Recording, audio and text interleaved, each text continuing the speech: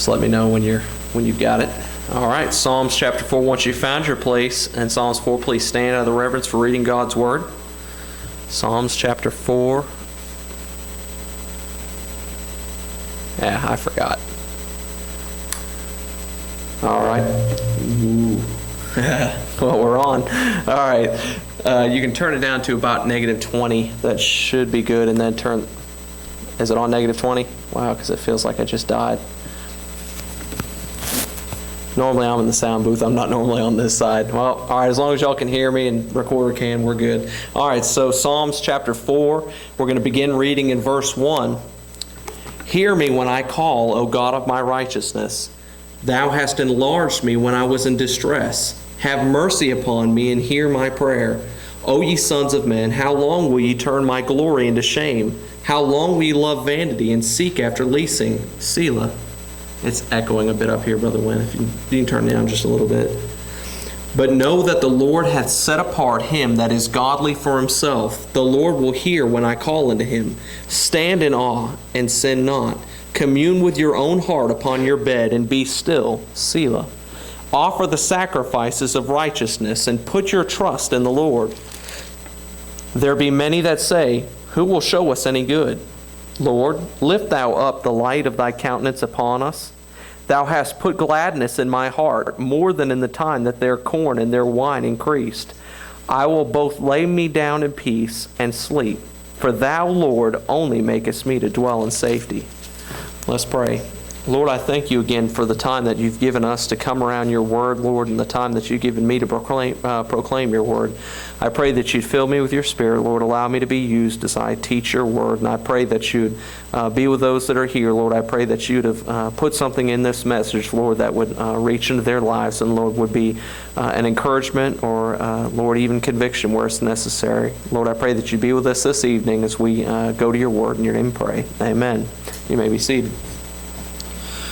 Psalms chapter 4, I've titled the message, Peace Despite the Problems. And if you go throughout the book of Psalms, you're going to find many times where David is going through trouble. And it's not that, it's not that David was a whiner.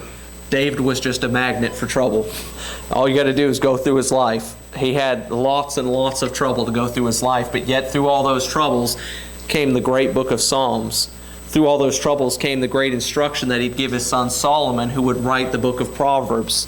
Through all of this came many different places throughout the Old Testament of seeing the leadership and the changes in the life of David. And here in chapter 4, as David wrote this psalm, it was written during a time in which he was under great pressure from his enemies. And we don't have a specific knowledge of what moment that would have been. It could have been during the time where he was running from Saul. Could have been during that time where he was hiding in caves and hiding in places trying to keep from being killed by Saul.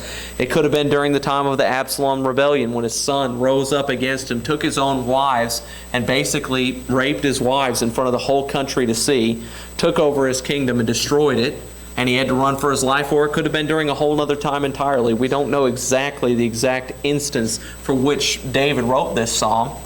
However, we do know what David was going through. How many people in here like seeing war movies? Like seeing good shoot 'em up, blow 'em up movies? If Miss Wynn was in here, she'd raise her hand. She loves those kind of movies. Not that Miss Wynn, the other one. The original. It's so weird calling her Miss Wynn.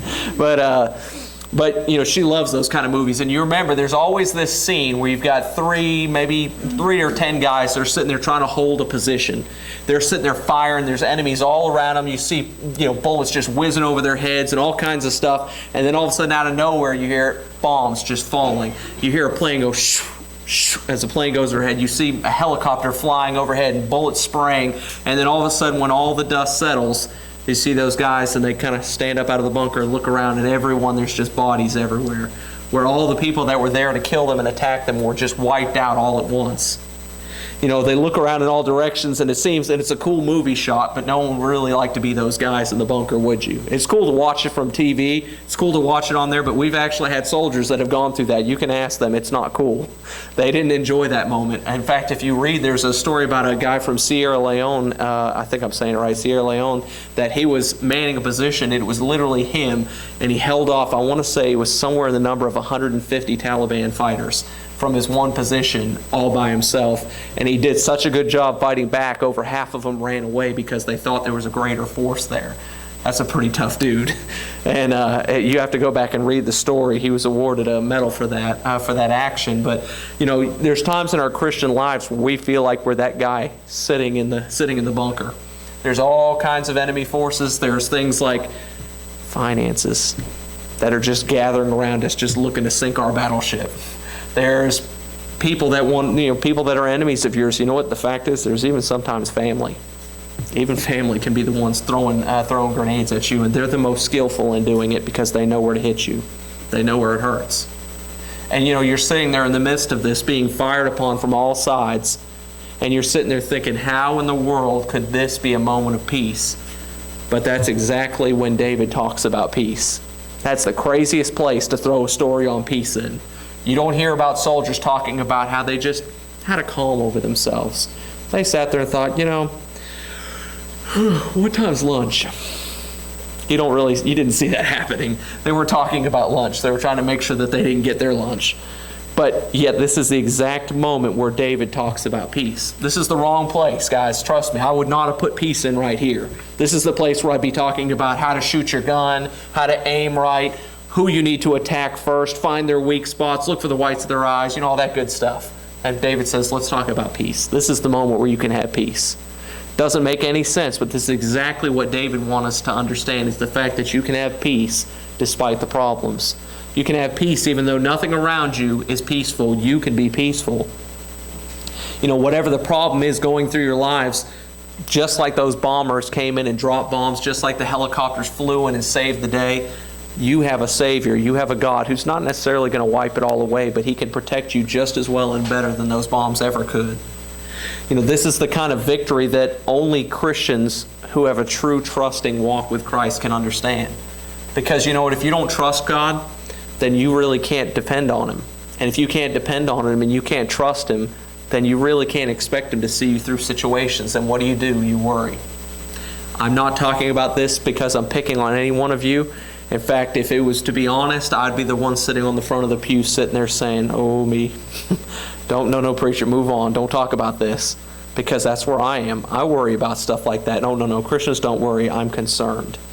I get very concerned. That's what Christians do. Nobody worries. We just get very concerned. And that, trust me, that's me. I understand that. There's plenty of times where when things go wrong, I have to be reminded. Somebody has to come up and knock me on the head and say, Dan, how big is your God? You ever been told that before? That hurts. Especially when you realize it's because you've made them pretty small. I guess this isn't a great example, but if you've ever seen the movie The Avengers, I love that. The guy stands there and says, looking at the Hulk and tells him, he said, you can't attack me. He said, I'm a god. And he sits there and just picks him up and just bashes him all over the place, says, puny god, and throws him aside. I love that scene. I don't know. You got to be into those kind of movies, I guess. But I was sitting there thinking, I make my God out a lot of times to be this tiny little God that just can't seem to take care of anything. Why is that? Because the fact is, I put God in my image and not me in His. You may be going through something right now, and I really don't know, and I didn't pick this to pick on anybody or pick anyone's situation out. But there might be a situation right now that you're going through where you feel like that guy or that woman in the bunker, and really you've made your God out to be so small that He can't take care of you. And David wants to come to you today and tell you He's a big God and He can give you peace even when this is going on. But this kind of victory only comes to those who have fellowship with God and put their total trust in Him. So as we look here in Psalms chapter 4, we're going to see how can those trusting in God have peace even though the situation doesn't warrant peace at all. First of all, we see you can have peace when you pray instead of panic. When you pray instead of panic. I'm the opposite. You panic, and then when you're about to fall apart, then you realize, oh wait, I haven't prayed yet. David says, don't go to panicking, go to prayer first. In verse 1, we see that in verse 1 where he says, hear me when I call, O God of my righteousness. Thou hast enlarged me when I was in distress. Have mercy upon me and hear my prayer. David goes straight to prayer. He doesn't go to figuring out the situation, observing it, figuring out what can I do. He says, no, I'm going to pray about it first.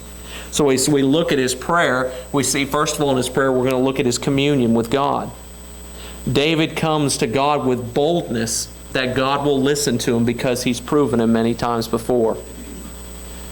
A lot of times when we're in a tough spot and we come to God for prayer, we have to come to God giving all of our sorries first. You ever realize that something's going on and you need a prayer answered right now, and you realized, wow, I haven't talked to God in at least a day. Before I can even get this prayer answered, I've got to ask forgiveness for a few things. I've got to get a couple things straightened out. David didn't sit there in the middle of this situation and have to sit there and go over 30 minutes of his prayer life that he'd missed out on. Why? Because David was prayed up. He'd been talking to God. And when this situation came, it didn't come as a surprise. It came as, okay, I know what to do. I'll go right to God. And when he prayed to God with boldness. He knew that when he entered into the presence of God, that God would hear him. Most Christians today, if you were to ask them, if you were to say, look, I'm about to make a life-altering decision and I need an answer to this and I need it now, most of them would be embarrassed to say the fact, well, why don't you go to pastor? Ask him to pray for you. Or I'm really not the best one for this. Go see this person. Why? Because your prayer life's not strong enough to get an answer to this. And you need someone else to. And everyone knows that person. There's someone in your church, whether here or another church, that they're the person that gets prayers answered. And a lot of times you want them praying for you because they take their prayer life more seriously than you do. And it hurts to be honest, but that's the fact. There's people, that. But David wasn't that person that had to catch up on 15 minutes worth of prayer life before he could get his answer made. He was able to go straight to God. He came to him with boldness because he knew he'd proven him before. In Hebrews chapter 4, verse 16, the Bible says, "Let us therefore come boldly unto the throne of grace, that we may obtain mercy and find grace and to help in the time of need." We have to come boldly before God, and you can't come boldly before God when you haven't been praying before. You don't walk into a new room that you've never been into and just strut in like you own the place. You walk into it, kind of feel out the room, decide, is this, am I welcome here? Where should I sit? You don't believe that? Watch a newcomer. Watch a guest that's never been here before walk into the back. You don't see that person just confidently strut up to the front and sit down unless they're usually a missionary, a preacher, or a preacher's kid. That's usually the ones that have no embarrassment. They don't mind sitting up front. But for the most part, people walk in and kind of feel out the room. They don't want to sit in Miss Betty's seat or sit in this person's place, and they're not really sure where to go, so they come in carefully. But he said when you know the room, when you've been here before, you don't see Miss Carissa coming in and trying to figure out where to sit. It doesn't happen.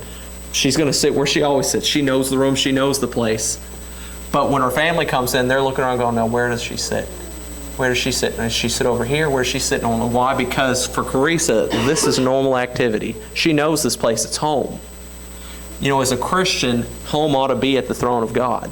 It ought to be so comfortable to you. You've got your spot picked out and you know right where to go. You come before Him boldly because you've been there so many times before. This isn't new. I know right where to go. I know where my God sits and I know where to find Him.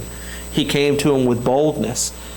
He tells us that as his communion, he not only did he come to him with boldness, but David also came to God before he went to man.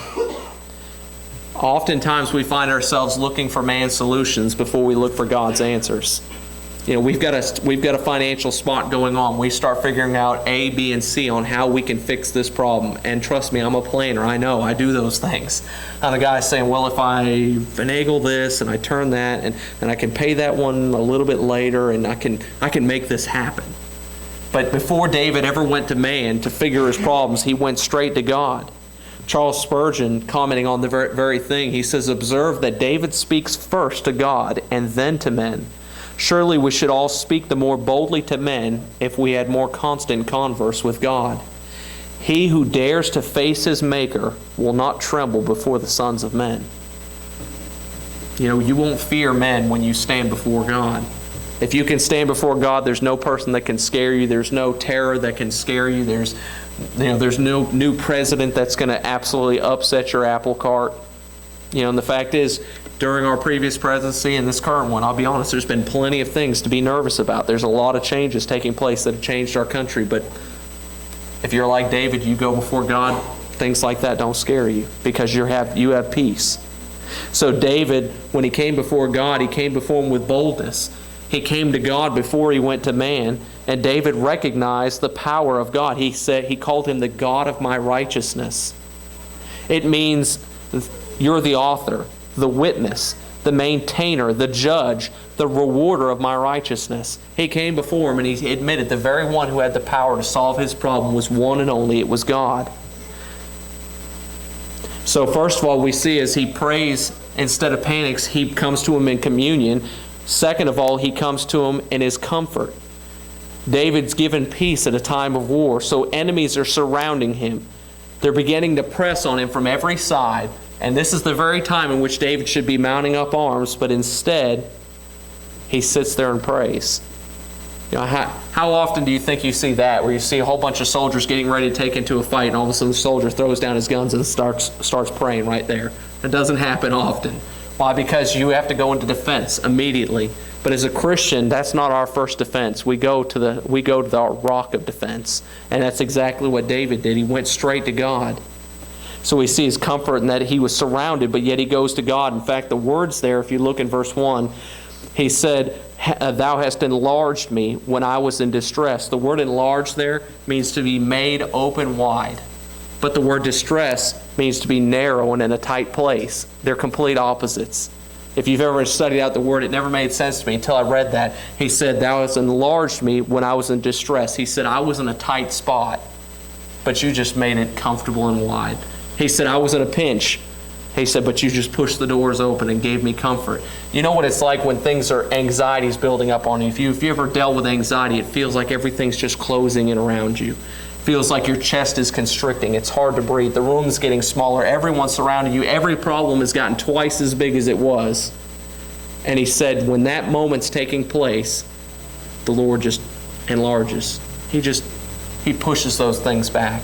If you've never dealt with that kind of anxiety, you don't know quite what I'm talking about, but I have, and it feels like the whole world's closing in around you. And David said, when everything was closing in and my chest was tightening and it was hard to breathe, God just pushed it all back. He said, just make room. He enlarged me. He made it more. He gave him comfort. He gave him peace. Also, we see as David's praying, we see his communion, his comfort, and then we see his cry in the very end of verse 1. He says, "Have mercy upon me and hear my prayer." David calls out for mercy to the very one who can give it. You know, mercy, I thought it was interesting. I was in one of my studies, mercy is defined as you not getting what you deserve, and grace is getting what you don't deserve. And I thought that was a great distribution because I've never really, it's always hard for me to break up the difference between mercy and grace. Mercy is not getting what you deserve, and grace is getting what you don't deserve. And he said when he calls out to him, he calls out for mercy. He said, God, I deserve what's taking place. There's nothing good in me. I deserve this, but God, give me mercy. Remove from me what I do deserve. And as a Christian, that's what happened when we got saved. God offered us mercy. He took away what we did deserve, and He offered us grace and gave us something we didn't deserve. So He tells them, He asked for mercy. He asked for mercy from God. When situations begin to careen out of control, most of the time we spend our time writing down plan A, B, and C.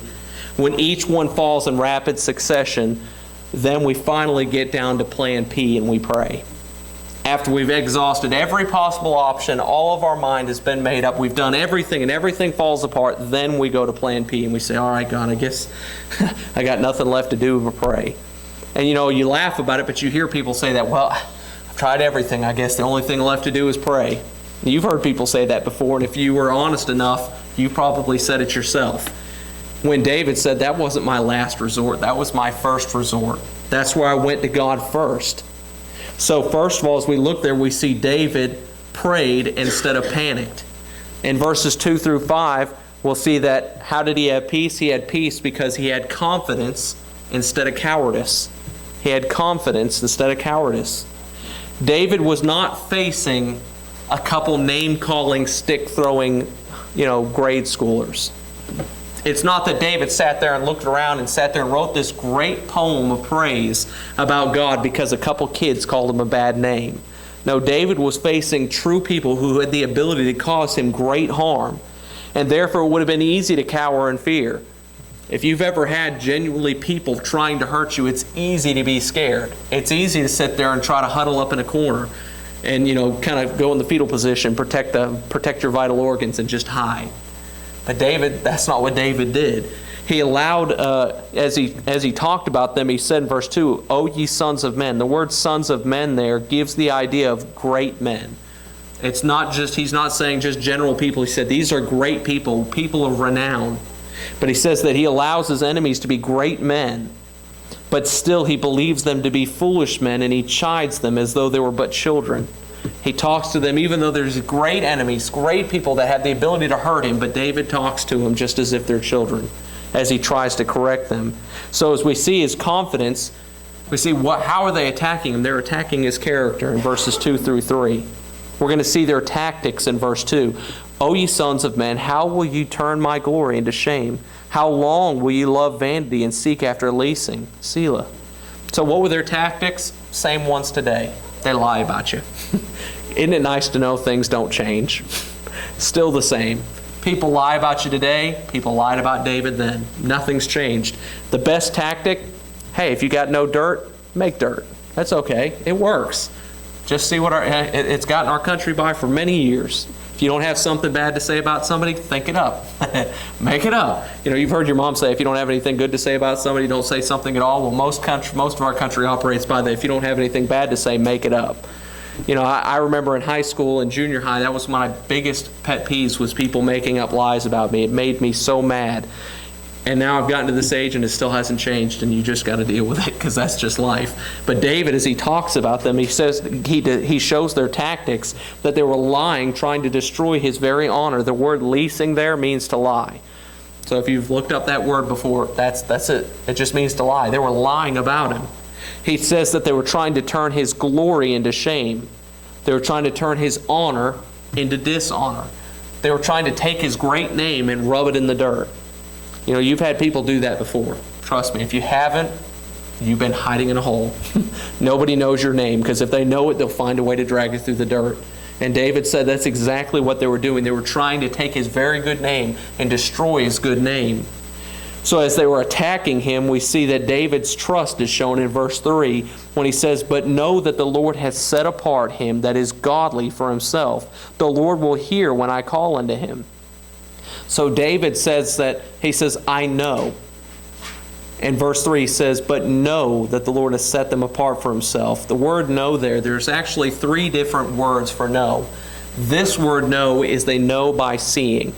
So I could say that I know that Brother Ham is sitting in the back. I know that he's sitting in the back because I see him. That's this idea of know here. So when he says in verse 3, "But know that the Lord hath set apart him that is godly for himself," he's saying that I have seen God do this before. This isn't my first rodeo, guys. You can attack me all you want, but I've seen this before, and I know who wins. He's saying, I've seen this. This is something I've seen. I've experienced this. I've gone through it before. So he said that he's seen the product and the protection of God before him. He says that it's a special protection from God. He uses the word set apart there. He says in verse 3, he says, "But hath set apart him that is godly for himself." The word set apart means to be put at difference, to be made wonderfully. He said that as a Christian, when you're saved, and of course, they didn't use the term Christian then, but we do now, but as a Christian, we're set apart. We're something special. He says we're something to be made wonderfully. Isn't it nice to know that you were made wonderfully? That's pretty nice, because, I'm not that great to look at. I might think so. But the Bible says I was made wonderfully. I was set apart. I was made something special. So he said, as he comes to David's trust, that he has his protection, that he's been set apart as special by God, and that he has the ear of God. He says that in the very end. He says, "And will hear when I call upon him." That's something that doesn't seem to be a very important item. We kind of glance over it, but the fact is the Lord hears you when you call. How many religions can say that? That they know that when they pray, their God hears them. Very few. In fact, most of them will spend time cutting themselves to bleed. They'll be giving up everything they have, building structures and building great buildings to try to get the attention of their God, hope that their God hears them. But he says, I know my God hears me.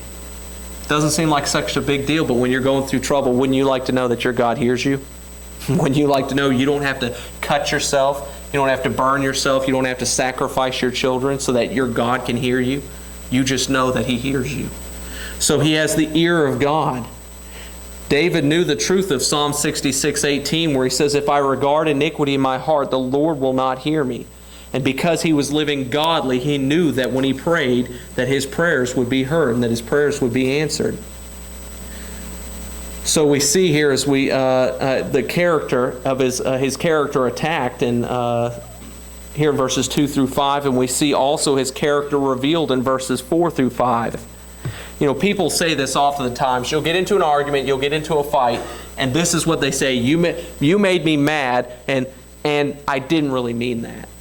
You know, it's just because you made me mad that I said that, but I didn't really mean that. You might have said it yourself, and don't raise your hand if you have. But I know I've said it, you know," or it's the always, "You know, I really am sorry, but because you," and then they start telling you all the reasons why they're not really sorry for what they did. But you always hear people say, "But I didn't really mean that, I was just mad." What they're really saying is, "I regret the consequences, but I really did mean what I said. You know, I've been meaning to tell this to you all along, but I've been holding back, but you got me mad enough to say what I really think about you." And that's the truth. When people get into an argument, you start hearing words coming out of their mouth, those aren't new thoughts. It's not like in the middle of an argument, all of a sudden, you know, just this boom, hits them in the head, goes, blah, blah, blah, and says something, goes, "Oh, where'd that come from?" No, they've been thinking it the whole time. They've just never had the guts to say it until now. But you know, as David, when he comes to this situation, David pours out who he really is. You've heard the saying before that when a cup is shaken up, the only thing that can come out is what's in the cup. Good example, you know, milk cups. Yeah, you give your kids a cup. Whatever's in that cup is going to come out. It's just going to happen. Doesn't matter how well that thing's sealed or what engineer designed it. That milk's coming out. Well, you know, as a Christian, when I'm shaken up, only what comes out of me is what's inside of me. It's just like that cup. And with David, when he's shaken up, we see what's really inside of David. We see the real character that David has. We see the fact that even during his hard times, even during his times of being attacked by his adversaries, his desire that even they would be right with God. So we see that David told them to reverence God through, first of all, through fearing them. He says, "Stand in awe and sin not, commune with your own heart upon your bed and be still." So he tells them to be in awe. The word awe there means to quiver with fear and to quake. He said, when you stand before God, you are to shake before Him in fear. He said to fear God. He tells them to sin not, so they are to avoid sin. He tells them to commune with your own heart. He wants them to contemplate their actions. He tells them to offer the sacrifices of righteousness. And he tells them to trust God. You know, even his own enemies, he was trying to encourage them on how to serve and how to live for God. He was telling them fear, to avoid sin, to contemplate their actions, to live righteously, to put their confidence in the Lord the same way he did. David had an unshakable faith because he trusted Him in the past and he never had let Him down before. You go back and David had fought lions and bears. He said that he grabbed the lion by his chin, took a hold of the hair, and yanked him around and killed him. He fought Goliath, a man that the whole entire army of Israel was afraid to fight, and he said, "Give me a stone, give me a sling, I'll take care of this guy." He said, if I could fight these things, these great things, then I could fight these people surely. He had confidence because he had trusted God before. And David knew again he would have the victory because he had placed his trust in God. David said that he knew that those who are following God are protected by Him, just like we talked about the word know. He said, I've seen it. I've been there, guys. Trust me. I'm not only saying this for my benefit, but I'm saying it for your benefit. I've seen God get us through this before. David said that he'd seen God's work and he knew he could do it again. So, as we saw in the first verse, we saw that how do you get peace despite the problems? You pray instead of panic. You also have confidence instead of cowardice. And thirdly, you seek God instead of goods. In verses 6 through 8, you seek God instead of goods.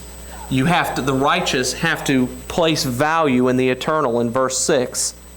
He tells us in verse 6 of chapter 4, there be many that say, who will show us any good? Lord, lift Thou up the light of Thy countenance upon us. So the word good there is not talking about who will show us a good time, who will, show us good stuff. The idea there, the word good there, it's actually a noun. It's referring to things. He said, the people are saying, who's going to give us things that we desire? Who's going to fill our houses with treasures? Who's going to make our house happy? Who's going to put the 60-inch flat screen LED with 3D technology and, 1 inch thick? And who's going to put that up on the wall? Who's going to put that nice brand new F-150 FX4 with an EcoBoost, and I could keep going, in the front yard? Who's going to build me that 4-bedroom, 3-bath house with a nice 3-car garage? That's what they were saying. Who will show us good? Your God's so great, what's He going to give me? What am I going to get out of this? They spend their entire life living for stuff. They go to college to make more money to buy more stuff. They move across country to chase a job to make more money to buy more stuff. They work late and they work weekends, leaving their families, guess what? So they can buy more stuff. Isn't that the American way? That's America. But yet David said, I don't place my value on things such as goods. He said, I seek after God. And the second half of verse 6, he says, Lord, lift thou up the light of thy countenance upon us. David asked for the light of God's face to be shone upon him. Charles Spurgeon says this. He says, he drinks not from the muddy pools of mammon, but from the fountain of life above. The light of God's countenance is enough for him.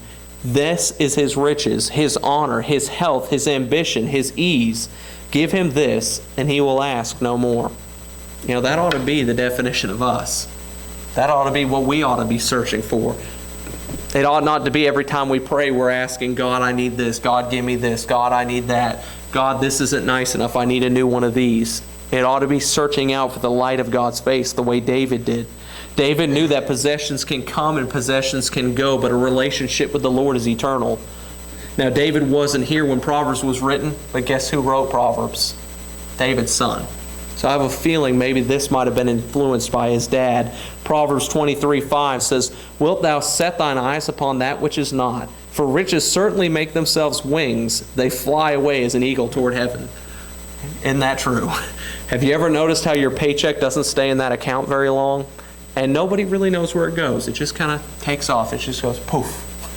For us today, we talk about burning money. For them, they talk about your $20 bills sitting there just flying away from your wallet. You can kind of picture that as you open up your wallet. You got to hold them back in as they all just kind of fly off into the sunset. That's exactly what your money does. And David understood that, so he placed value in the eternal. He also received satisfaction and not emptiness. In verse 7, Thou hast put gladness in my heart more than in the time that their corn and their wine increased.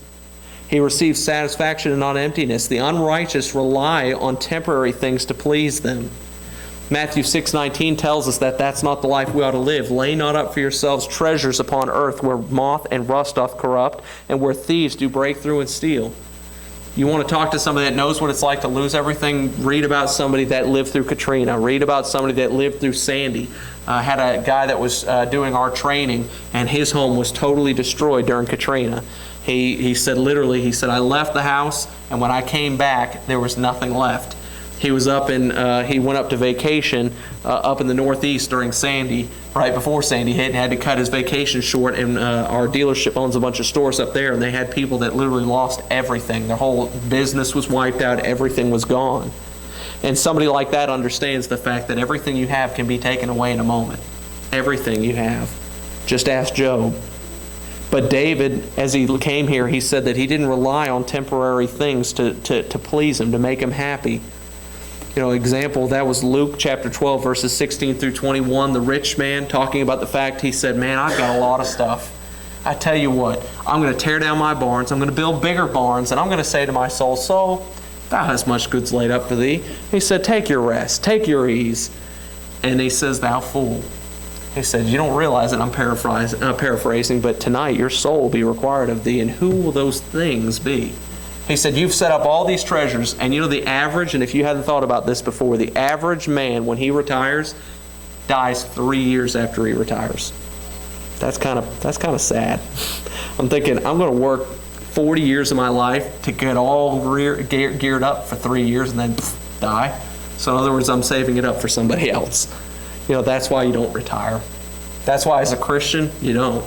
You find out, you realize that when you retire, all you're doing is set aside this job so you can serve God better. Because if you don't, you only got 3 years left, and enjoy the fishing trips because there aren't going to be many left. Enjoy the front porch and the rocking chair because 3 years and that's it. That's why insurance companies like setting up certain policies, because I know you got 3 years, you're out. Social Security, worked for it for 40 years, you got 3 years of it, you're out. Kind of sad when you think about it. But we see the fact that as a Christian, we don't live for those things as the rich man did and didn't even realize it, but he was saving up everything he had for others to enjoy. So we understand that he receives satisfaction and not emptiness, because the unrighteous rely on temporary things to please them, but the righteous rely on God for satisfaction. When you seek after God, when you live a life, live for God, you live a life with no regrets.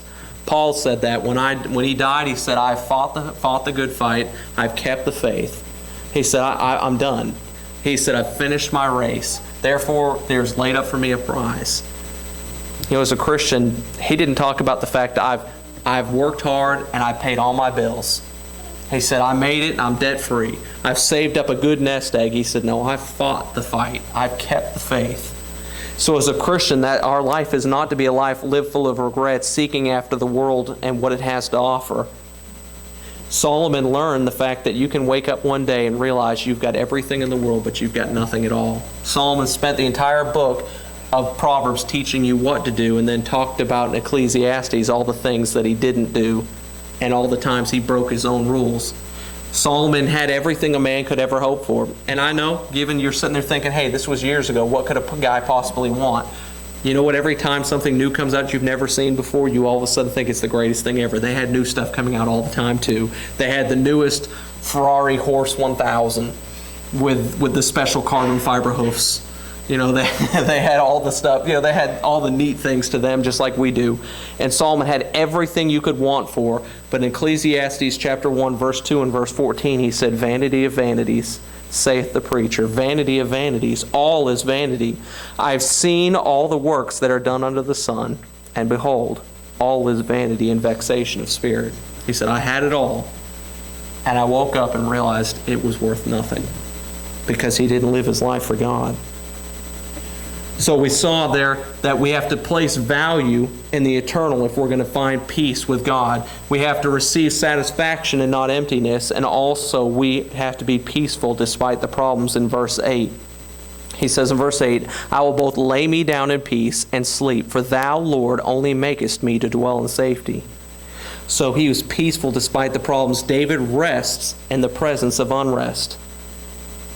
In Psalm 23, verse 1 through 4, David says, "The Lord is my shepherd, I shall not want. He maketh me to lie down in green pastures. He leadeth me beside the still waters. He restoreth my soul. He leadeth me in the paths of righteousness for his name's sake. Yea, though I walk through the valley of the shadow of death, I will fear no evil. For thou art with me, thy rod and thy staff, they comfort me." That's a verse that a lot of people enjoy reading. It makes you feel good. But this was written during a time of unrest. He said, "I'm going through one of the hardest times in my life, but I'm just laying out next to the pond, just enjoying being in the presence of God." Why? Because he had that kind of relationship with God. He had rest in the presence of unrest. He had ease in the fortress of God's protection. Proverbs 18:10 says, "The name of the Lord is a strong tower. The righteous runneth into it and is safe." David slept in the midst of enemies all around him, both foreign and domestic, just like we do nowadays. It seems that our enemies are growing stronger within our own borders. But you understand the fact that David could sleep through all of this at a time he should have been on guard the most. His eyes should not be shut, but yet he shut them in sleep because he trusted in the one that can defend him better than anyone else could. How could David have peace in a time of problems? How could he stand tall when he should have been shaking in fear? Well, because he prayed instead of panicked. Because he had confidence instead of cowardice. And because he sought after God instead of goods. How can you have peace in those same troubles? Follow the formula David set out. It's nothing I did. There's no great formula I set up in there. That was David. David said, pray instead of panic, have confidence instead of cowardice, and seek God instead of goods. And maybe you're going through a spot in your life right now where you still feel like you're sitting in that bunker, being fired upon on all sides, and you really haven't figured out this whole peace thing yet. Join the crowd. I'm not so great at it all the time either, trust me. In fact, David wasn't always so great at it either. Continue reading. You'll find plenty of situations where David wasn't doing exactly what he should, but yet what David said was still true. Maybe you're going through a spot in your life that I don't even know about, but it just feels like danger, fear, constant attack is besetting all around you. And maybe seeing what David had to say about having peace despite the problems may have encouraged you and said, Lord, I'm going to start doing that. Instead of going to panicking, I'm going to go to praying. Instead of lining up plan A, B, and C, I'm going to go to praying. Instead of going to the Lord and being fearful, I'm going to be confident because I'm going to trust Him because I know He's kept His promises and I know His word is true. And instead of trying to find a way to bury myself in this world's pleasures, I'm going to seek after You, because that's what a lot of people do. They find their pleasure when things dry up. They find their pleasure in their job. They stop seeking after God and job becomes God. They find other things to entertain themselves, and maybe that's where you are. Maybe God's shown you now that you've set stuff in place of God because of past regrets and past losses, and you've just given up. Maybe that's where you are, and I don't know. But as Miss Stephanie comes up to play, I'd like to invite you. This is a time of invitation. Maybe the Lord, like I said, has worked on something, even has nothing to do with the sermon I don't even know about. I don't know. But if the Lord's worked on your heart about anything, I want to invite you to come. I want you to invite you to come and you can pray. If I know that most of us here tonight would probably say that we're saved, but maybe the Lord's even shown you the fact that you don't even know what it's like to have peace in a time of problem because the fact the one who gives peace isn't within you. And maybe tonight's the night where you decide, I want to trust that God of peace, the God that David trusted. If that's you, I invite you to come forward. As Miss Stephanie plays, I want to invite you to stand. And it's time where we can bow our heads, close our eyes, and come to God before Him in prayer. So as Miss Stephanie plays, I invite you to do just that.